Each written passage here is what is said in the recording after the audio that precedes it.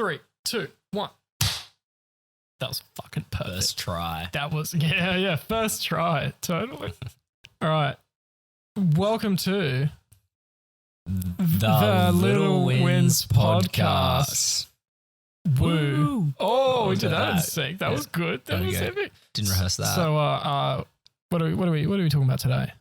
Yeah, we're going to go for something a little bit different today. And when browsing Netflix, we came across We're doing something different because our catalog is already very wide. Yeah, you know, like very businessy, a lot of meetups, greets, all that stuff. So just something a little bit easier. We're just going to review the new Netflix TV series, Hype House. Are you familiar? You don't have to watch it. Yeah. You don't have to go through the absolute pain and misery us people do. You know, the things we do for you guys. Just so we're gonna review at least the first episode of the Hype House new Netflix series, which is 8 episodes. Each are about 30 minutes long.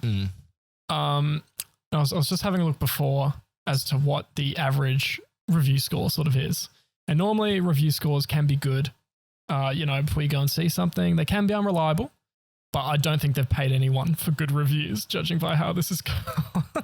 The average on IMDb right now is 2.6. The average Google user review is 2 stars. And 36% have liked this show, apparently, which is insanely low. Yeah. But do you know what's sad?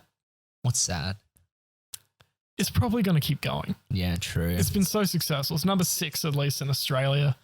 It's I don't know what's happened, man. What does the world come to? Why are we still here?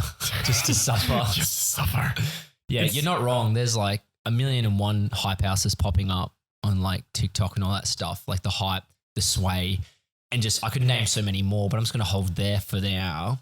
So good idea. By the time it'll be a couple seasons with this or a brand new show, so we need to hammer it down now so we can stop it. We need to stop rich white people from renting expensive mansions and dancing in the Hollywood Hills. Yeah, enough is enough. You know, like, has there ever been like a social media house, like even like, you know, when YouTube houses were a big thing? Oh yeah, like David Dobrik and stuff like that. Yeah, like has there ever been one that's lasted like longer than like 2 years or even a year? I have no idea. The span of one lease. David seems to be going well until he tried to drug a bunch of soccer girls, didn't he? I think so. Yeah. Don't expect an educated. Yes, that is allegedly. I actually don't listen to that. Don't sue us, Davey. But I thought just before we get into the first episode, I was just having a quick search, and allegedly, Larry, because Larry is too hard to say and is too much like an old man name. Yeah. Larry and Chase, I'm just gonna call him Larry. Yeah. Larry and Chase. Yeah. Have said that apparently that the show has fabricated storylines, and for that I say no fucking shit. Yeah. Are you telling me that he actually didn't rock up in a Tesla Uber and then do mouth rinse and then spit it in the garden? Oh. Are you telling me that was all a lie? I would hate to say it to you, but I think it might have been a lie.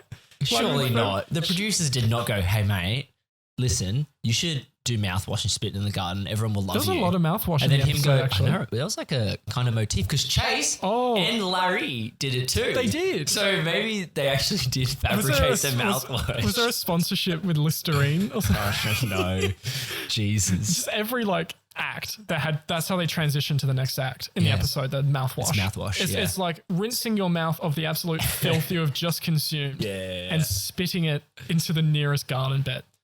Yeah, it's quite symbolic. I like that. I'm like, do you reckon there are some 12-year-old girls who are just like absolutely heartbroken that some of these storylines are fabricated? Because I personally feel betrayed. Yeah. Especially after wasting 30 minutes of my life that I'll never get back. Yeah. I'm 30 minutes closer to death, and that is how I spent that time.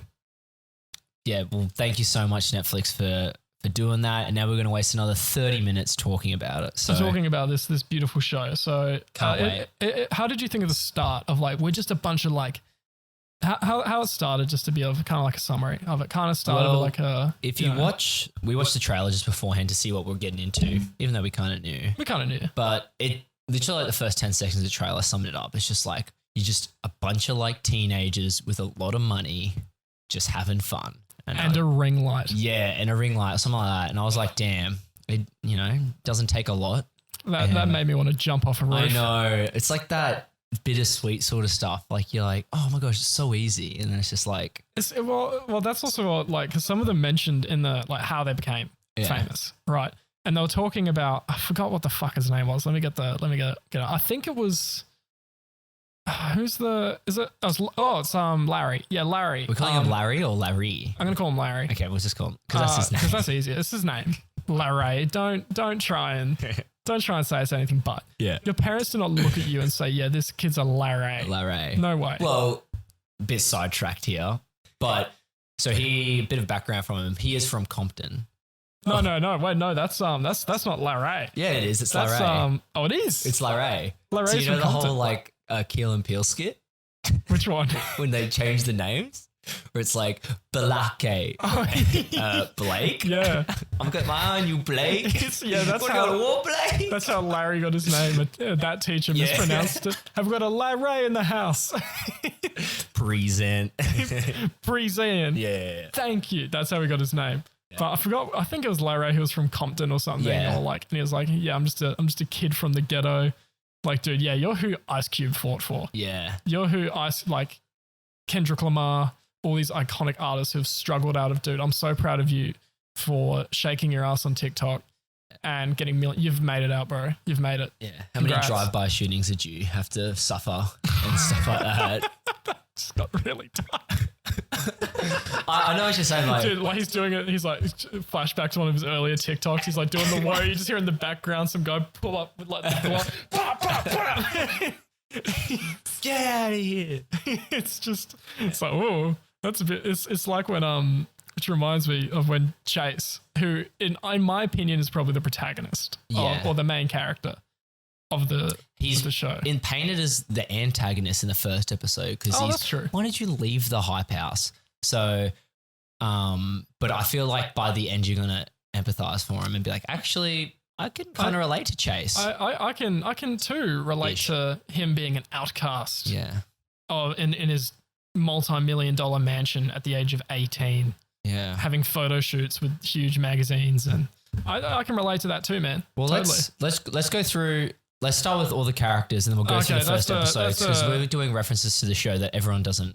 That's understand. true, and let's also summarize just in case somehow you don't know who the Hype House are. Yeah. I'll read out the description. Here's the Netflix synopsis. Good. From humble beginnings to overnight fame. Humble beginning? Yeah. Interesting. Question. Privileged white kids. These are the stories of the most popular personalities on social media as they come into their own, fall in love and tackle new chapters in their lives. Wow. So they're essentially a bunch of young people who make TikTok content. Yeah. And I use the term content loosely. But yes, let's go through all the characters. So new chapters for this example of episode 1.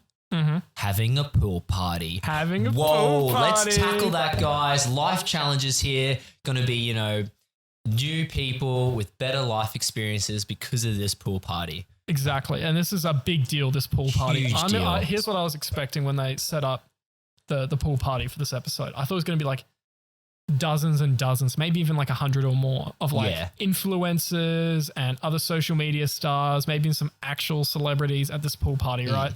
Late afternoon, maybe going to the night, you've got some cool lights, you got all the I was expecting that. Yeah. And instead it was just the house and a few other friends. And it was just, what made it sad for me is that it made me realize that even something as innocent as a pool party is just a business venture. Yeah. Because it was all kid friendly. It didn't show their authenticity.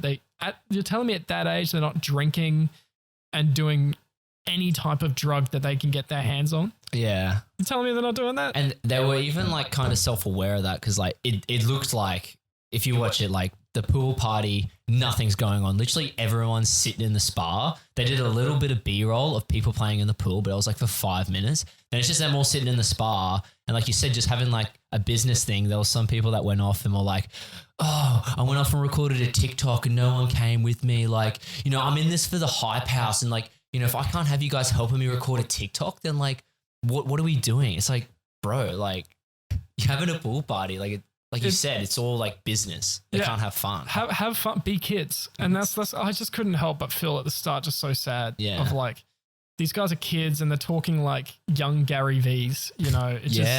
Anyway, let's go through the cast one at a time. So we touched a bit on Chase. So basically the ringleader is Thomas, and he's the big daddy of the crew. He basically is the oldest and looks after everyone and is best friends with everyone. And he's just a cool guy. Yeah. You know? So we got time. Nothing, to be honest, there's not a lot to say about Thomas. Tommy, I feel like he'll be more important later as the show goes on. As he says, like, I'm like the dad of the house. It's like, good on him. I'm worried for them if that's the case. Next I had Vinny. But fuck was Vinny? I have nothing on Vinny, so he mustn't have done anything in that episode. Who the fuck is Vinny? Well, he came up with his own little fucking bottoms third, and I was like, this guy must be important. So I wrote down Vinny, and then he didn't come up the rest of the episode. Who the fuck was Vinny? I don't know. That's because I wrote down every single character that came in. I don't even remember. It wasn't important. He mustn't have recorded a TikTok that day. Let me have a quick search. Hive House Vinny. Well, do you have Alex? Here we go. Okay. Am I just pulling names out of thin air? When I've searched all the other names, an image has come up and like a Google bio has come up. This guy's had nothing. Yeah. So here we go. Maybe check up his TikTok. Oh, that guy. He was one of the curly-haired, blonde white boys. Fuck. who went to Chase's house at the start. Yeah. And was like, bro, we miss you. We miss you. Come to this pool party we're having, bro. It's going to be sick. Yeah. It's going to be so good. And then Chase rolls up at the pool party with his own custom fucking Jeep. So it looked like a Jeep, but instead of the Jeep logo, it had a little Huddy, which is Lil Huddy is his music name, alias, whatever you want to call it. Okay, then we have... I had Alex next. I think Alex was the other curly-headed fuck that went with him to see Chase. I think you're right. Let me have a look. Let me have a Otherwise, I'm just pulling names out of thin air, and I'm sorry. Oh my god, why we? Oh god, okay, yeah. Oh no, he's the videographer. Oh, he's actually pretty important. No, he's important. I actually do want to talk about Alex a little bit. Okay, because he's the guy in the relationship as well with the other girl. So he seems to be the one that shoots all their YouTube videos and organizes like the shit they're going to do that day. He said that he spends 50 to 70,000 USD a month on YouTube content. You could, and you look at what he's making and it's like these shitty pranks or just these like, they just buy expensive cars or a helicopter. Cars and just crash them into each other. It's like, dude, and he's like, I'm this like misfit who's like reinventing online content. What? Yeah. Huh? It's just and then like his relationship with his girlfriend. I don't know if they're going to touch on it, but it seems so sad. It does seem very sad. It's like, are you guys in this just because you're like? One thing I do have a question of is he said that it was a bit of a sob story. Yeah. Right. Where it's like, oh, my mom was evicted. I had to live out of my car at 17. My girlfriend, whatever the fuck her name is, like. Her name is Kaver. Cove. It's like Cove and then with an R on the end. Kaver. How the fuck Caviar. Caviar. So him and Caviar. I'll say Caviar. Yeah. Dude, I love some Caviar. Yeah. So she's a Hawaiian model or something like that. Something like that. Or she was. Yeah. Emphasis on the was. I didn't mean anything by that. My bad. Don't put words in my mouth. I won't. Caviar could learn a lesson or two about that. No shame. No shame. No shame. Allegedly. It's not funny. Yeah. No shame. But anyway, so this guy, okay, we'll move on. We'll move on from him. So yeah, anyway, Alex is like does the videos and then the Hype House use their TikTok record those videos as well. So he'll get the main YouTube video and then other Hype House people can use that as content for the day, I guess. Like they get helicopters in. We mentioned they had 2 cars that crashed. Yep. They jumped off a pool. Do you know what was weird though? Was that then they showed like him and Caviar's date to like a strawberry field. They pull up in a Rolls Royce. Yeah. And they're like, oh, this farmer probably thinks like, who are these douchebags who pulled up in a Rolls? Yes. Exactly what they were thinking. That's what we thought. The exact same thing. What the fuck? And then like had the audacity to go to the poor farmer that has to drive around on a tractor and he goes, how much is one of these tractors? Oh yeah, 5,000 to 15,000. Oh, I'm going to get one. Get fucked. What are you going to drive? This poor farmer, like tractors are like, essential for their work, have to fork out money to fix it. Like it is a life or death. If their tractor doesn't work, like they're going to struggle. And he's just like, I'm just going to buy one for the fun of it. I'm just going to buy one. To his face. And then he like pulled out one of the strawberry like roots, like the plants and just like put it back or whatever. And it's like, Get fucked. Disrespectful. Okay, let's move on from Alex. Not like that. We got some other characters to I introduce. had Chase next, but he's a big deal. Maybe we should save him for last. Yeah, and we've touched on Chase a fair bit, as main e-boy. But we'll get a bit. We've done Larry. We haven't done Nikita. Now this is... So Nikita, like, the pool party was interesting for me, for her, because, like, she jumped in, man, it'd be like an oil spill. Like, it was... But before it'd be a reverse fountain of youth, in a way. So what I found more interesting about Nikita was her makeup artist. Oh yeah, who, like, it was hilarious. So it's just like, it introduces Ariel, who is like a makeup artist, right? He's like doing Nikita's makeup, and then he turns around, and it's just like this giant prosthetic dump truck and just like a thong poking out the top. And I'm like, what the fuck? But it was like a fashion sense though. Yeah. Like he's like deliberately gone, all right, this outfit needs jeans, and then I need my blue thong, and it needs to come all the way up over my hips. And it needs to be shown. And it needs to be shown by the whole wide world. Do you know how hard it must be for like people to walk past and not want to throw a coin?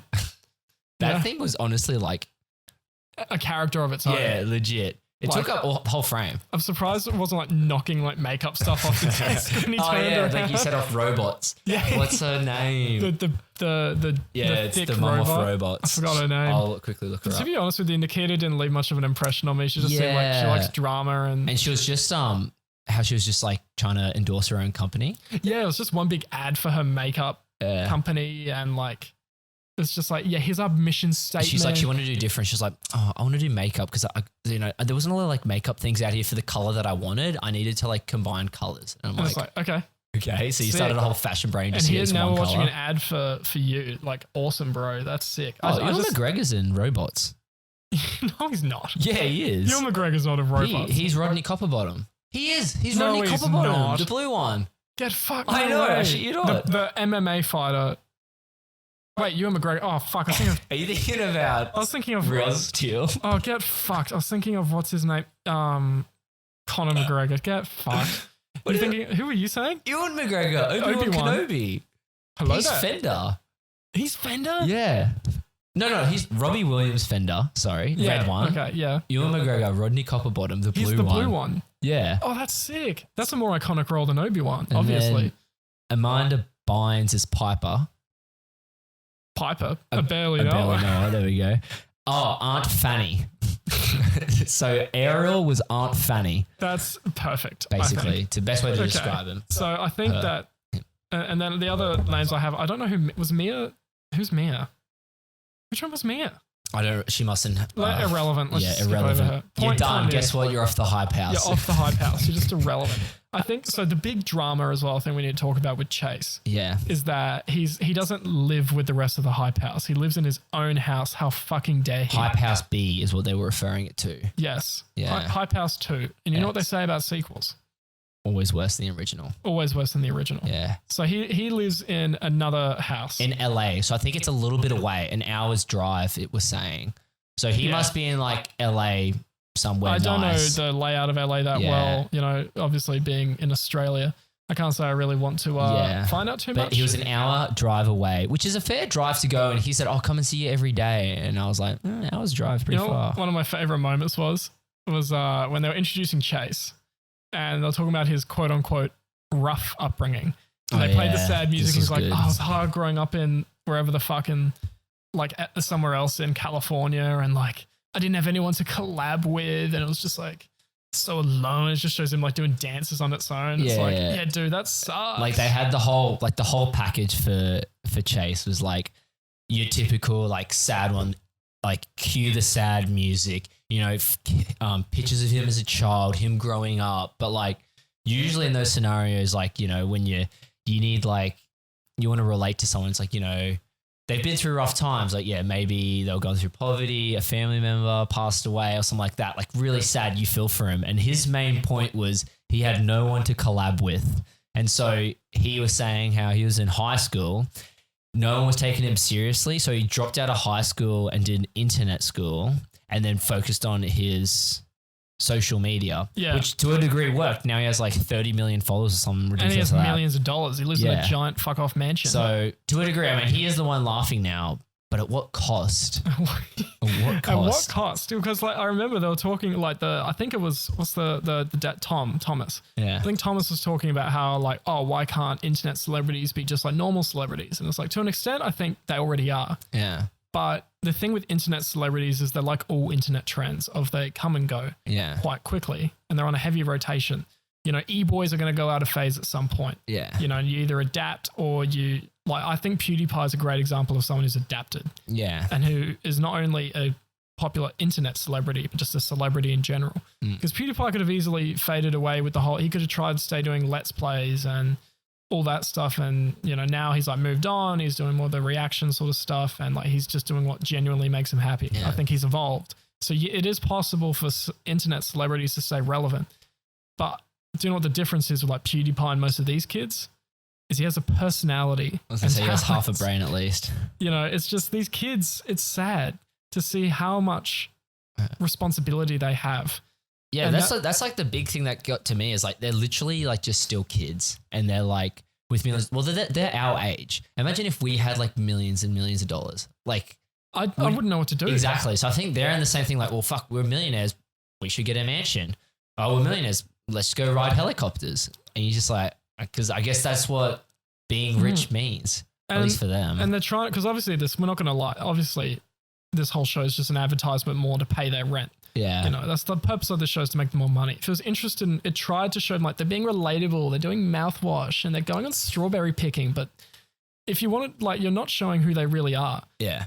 You're not showing all the like for example, the pool party. Yeah. It's a business venture. If they wanted to have a legit pool party, there'd be alcohol, drugs, people be making out with each other. They had the money to make that cool and they did fuck all with it. They did absolutely fuck all. Yeah. And the whole like climax of the episode of Chase showing up wasn't even that big of a deal. No big deal. You know, it was if you're going to make reality TV, at least make it somewhat fun. Agreed. Fellas. Yeah. And that was just like another quick point was like I think Tom, the main guy who's like the father, he's like, he even admitted it's like a vicious cycle of coming in and out. He's like, you know, we pick up TikTok stars, they come to the hype house, pay rent, and then they film their stuff. And then once they get popular, they leave the hype house and then they can start their own thing. And then again, cycle continues. They'll pick up the next one, pay rent, and then move on to the next. And that's what like Chase was doing. Cause I think Charlie was a part of it. Because then they can't pay rent. Yeah. And then, oh wait, you're actually famous, making a lot of money, but you've left the house.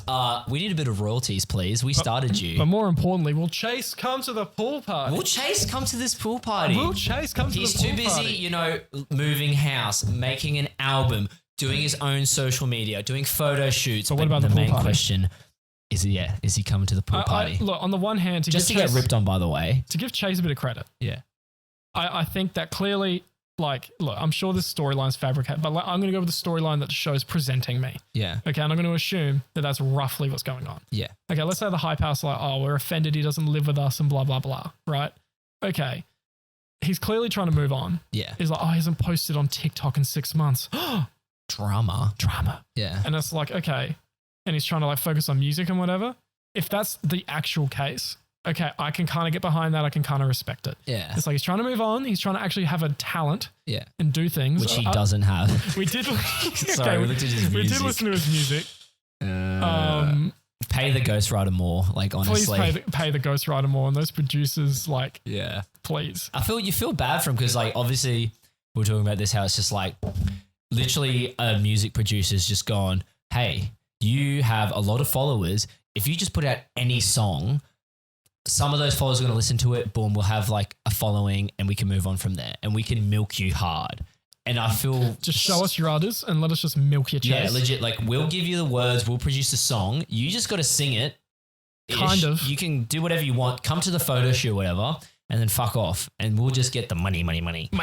And yeah, and it kind of feels bad because that's like, that's a word for that. That's like... Which word? Like I'm trying to be like, this is for lack of a better word and no disrespect. Like it's like slavery. Like he's like, he's just like, not like that, but he's just like 400 years ago, Chase was Chase. Hey, people came out of Compton and now they're on high house TV shows. Now, I hear that hole getting deeper. Can you hear that? It's Connor digging a hole. We'll have to edit this out. No. No, as in what I'm saying, like he's just this tiny cog that thinks he runs the world in this massive machine that is just like using him. I think the problem with this, just to kind of like get to our conclusion here of what we think of what's going to happen in the next episode as well. To conclude what I think the big problem with Hype House and content in this manner is that and like kids becoming famous overnight, is that it makes them feel like that anything that they produce has value, that any quote unquote content, because to me there's a difference between content and art. Yeah. Content is to be consumed no matter what it kind of really is. Like you see these videos that they make are consistently getting likes and attention. Yeah. And it's that, okay, so these kids feel like that no matter what they post, that, oh, we have talent, we have a personality, but they don't. So then when Chase goes into the music scene, do you know how long it takes to get good at making music? How many years it would take to become a good songwriter or a good producer or to understand what makes music perhaps ahead of its time? Years. He hasn't had that. He's just become famous, already has an audience. So we're going to see his shit stuff first. When you're a musician starting out, all the shit music you make is not going to be heard by many. Yeah. You know, it's when you start getting better, you start getting that audience. But he's already started with the audience. Yeah. He already thinks he's good. He already thinks he's made it. You're 18, dude.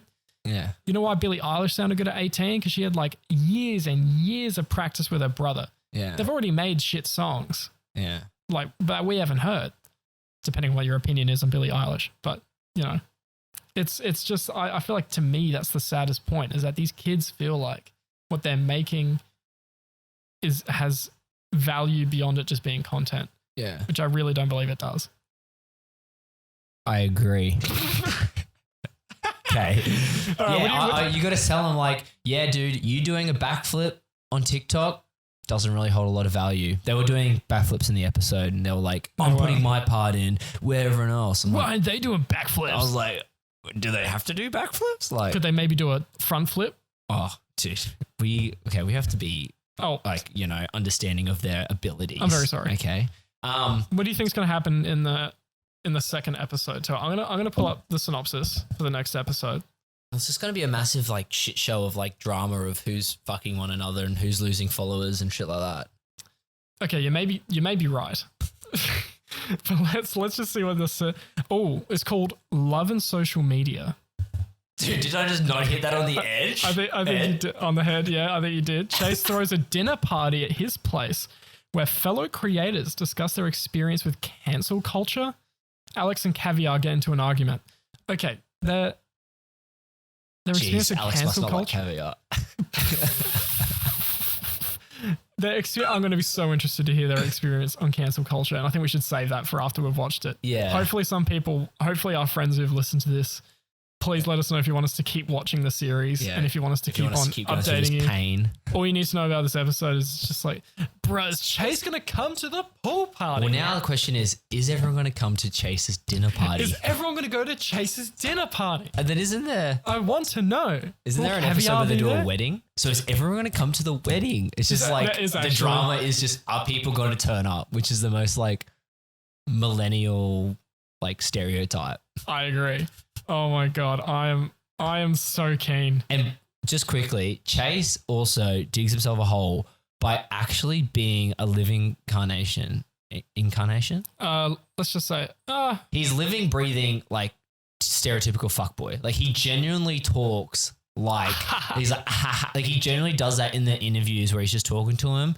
He does stuff like that, like the laugh, the talking where he's kind of like fire, bro. Yeah, all that stuff. And he's like, I just want the best. It's like you genuinely like talk like that. It's as one of my favorite insults ever from reality TV is from Married at First Sight. Yeah. And it's where someone goes, you have the personality of a doormat, and that's offensive to doormats. I love that. And that's all I can think of when I think of Chase. That's very good. Yeah. He's unironically like doing the fuckboy stuff. Yeah. Like he genuinely, I mean, that's his whole persona that he's built. That's how he's done it. With the like all the dark clothing and the like, the hair and the, it's just, I can't say, look, put it this way. I'm not one to have radical opinions, but often I stress and worry about the inevitable end of this planet due to climate change. And to be honest, after watching this first episode, I'm kind of looking forward to the world ending now. I feel like maybe we've had a good run, humans, but clearly we've reached a peak. Yeah. And I think we're going downhill. And maybe the world blowing up wouldn't be a bad thing. Yeah. Low key, it's probably this new series probably has enforced why we should keep pushing for climate change. Just let's just get it over with. So in 10 years, we're going to see tornadoes in California. Oh, keep going. Brilliant. Just keep doing what you're doing. Aim them towards the Hollywood Hills, bro. Yeah. Honestly. Let's just keep doing what we're doing, right? It might not actually be a bad thing. There's always two sides to the story. Only drive diesel, keep your lights on all the time no matter where you go. Crank up that aircon. Can do. Let's get the tornadoes into Hollywood Hills. I think that should be our goal as a species. We're peaked. Sounds good to me. Let's do it. All right. Well, let's wrap this up. Hopefully, I would love to watch the second episode and just to update our close friends on how it is, because I feel like hopefully our recount is more entertaining than the actual show. Yeah. Well, debatable. That's saying a lot though. Honestly, obviously saw with the critic reviews, not very good. And well, I mean, we sat through it. We were just looking at each other these guys for real? I paused it at one point where I thought 15 minutes had passed. It was only 5 minutes in. Yeah, I felt that too. I was like, holy fuck, they really make you feel this 30 minutes. Nothing happened. No. Low key, nothing happened. No wonder they fabricated storylines, because they do fuck all. Yeah.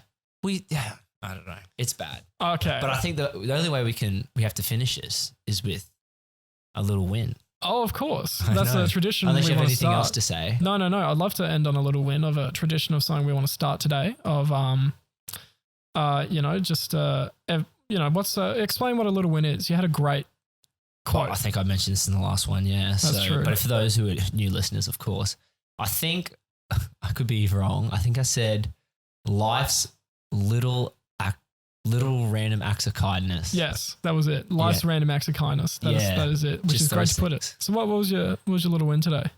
Oh, geez. Wait, look, not a lot's happened today, but I think when the credits came up after the first episode, that was not just a little win. That was a momentous win. That was a little win. We'll take that. When I saw those credits come up, I just could not be happier. Couldn't be happier? Yeah. That's good. My little win was that I got a new tattoo yesterday. Oh, yes. A couple new tattoos yesterday. Yeah. And I looked at it this morning. Yeah. And it's not painful or anything. It's not scabbing yet, And I was like, you know what? I just looked at it today, fresh, and after you sleep, and I was like, damn, I really like them. It was a little win. I was like, I really like them. I feel very happy with them. That was really my little win. That was great, because it'd be really awkward if I woke up and I was like, fuck. Yeah. We take those. What do I do? Because 2 of them are very visible. Very. So, they're literally on my arm. So I mean, it's always good. Yeah, you don't want any could have gone way worse, with scabbing or anything bad, a reaction. So one of the tattoos is a circle. It totally could have been an egg. It could have been It totally could have been a triangle. That would not have been good. That would not have been good. Shout out to Hocus Pocus tattoos. Yours pizza on your focus. Have you seen that TikTok? Hocus Pocus, there's pizza on your focus. And he throws a piece of pizza on a focus. No. Oh, okay. Sorry, Hocus Pocus. Shout out to Hocus Pocus tattoos on the Gold Coast. She's great.